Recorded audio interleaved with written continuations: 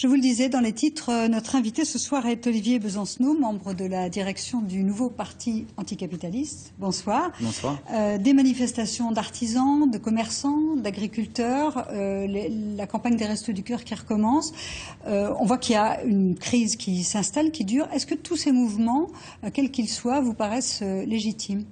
De salariés aussi, d'ouvriers, vous pourriez rajouter, parce qu'il y a beaucoup d'entreprises qui ferment en ce moment. Là, vous avez parlé des transporteurs Maurice Ducrot. Il y a dans chaque région pratiquement une usine qui ferme de nouveau. Ça se canalise un peu du côté de la région Bretagne, mais il y a en effet un mécontentement global, à la fois contre l'injustice fiscale, sur la question des licenciements et puis sur la question, je dirais, d'un gouvernement dit de gauche qui participe à une répartition des richesses, mais pas celle qu'on attendait. C'est-à-dire que les plus riches continuent à s'enrichir et la majorité de la population, dans lesquelles il peut y avoir des salariés, des petits artisans, sont pris à la gorge. Et ça, c'est la réalité de la société dans laquelle on vit, avec une fiscalité qui fait que, par exemple, y compris dans le monde de l'entreprise, les plus grandes entreprises du CAC 40 vont peu payer, voire pas payer d'impôts sur les bénéfices des sociétés, pendant que les PME et PMI vont payer l'entièreté. Alors, toute cette colère qui s'exprime pourrait bénéficier à des organisations comme la vôtre, au Front de gauche, par exemple, ou au NPA, à Lutte ouvrière.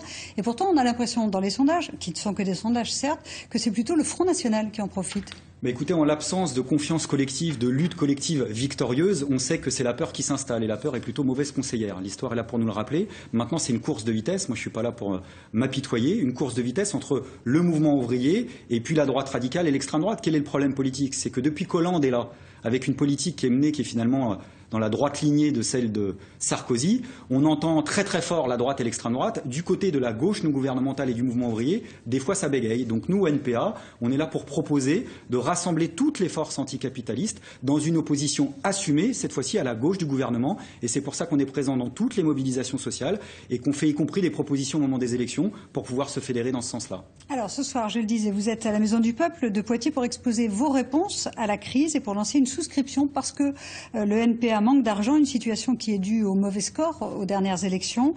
Comment les militants de Poitiers espèrent-ils inverser cette tendance? Les explications de Jérôme Villain et Stéphane Hamon. Les plans de licenciement se succèdent dans la région, le nombre de chômeurs augmente, le modèle libéral est en crise. Pourtant, rarement les scores de la gauche anticapitaliste auront été aussi bas que ces dernières années. Du coup, l'aide financière de l'État se réduit comme peau de chagrin. À Poitiers, où le nombre de militants du NPA ne dépasse pas la vingtaine de personnes, le problème majeur, c'est celui de la visibilité. Maryse Desbourdes fait partie des 80 élus que compte le NPA en France. Conseillère municipale, elle estime que le seul salut passe par le rassemblement à gauche. On a tout intérêt à avoir des listes larges du Front de gauche au NPA jusqu'au Vert pour mener notre politique, pour faire d'autres propositions que ce que fait aujourd'hui le Parti socialiste. Et sur Poitiers, on est en passe de pouvoir faire cette liste. Concurrencé par le Front de gauche, mais aussi par le Front national qui grignote le vote ouvrier, le NPA est financièrement aux abois. Une souscription a été lancée pour trouver 1 million d'euros.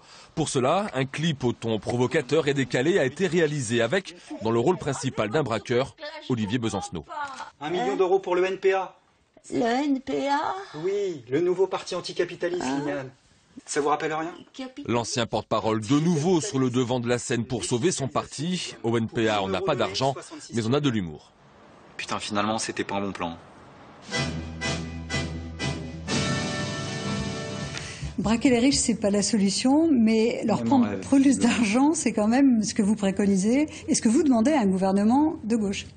Non, ce qu'on réclamait, c'est qu'il y ait eu un vrai gouvernement de gauche. Il n'y en a pas. Ça, c'est l'état actuel des choses. Donc le NPA a besoin de moyens pour se faire entendre. C'est pas qu'on est aux abois, simplement pour distribuer les tracts, coller des affiches, même faire des réunions dans des salles. Souvent, il faut investir, entre guillemets, de l'argent. Donc c'est pour ça qu'à tous ceux qui trouvent qu'on est utile, et on a un milieu autour de nous, puisque depuis qu'Hollande est là, il y a un petit milieu qui pense finalement que, sans d'ailleurs partager l'entièreté de nos propositions, on est peut-être les plus opposés au gouvernement, donc peut-être les plus utiles et les plus efficaces. À cela, on leur dit, oubliez pas de nous le faire savoir, c'est le moment des étrennes anticapitalistes. Alors, vous avez besoin d'1 million d'euros.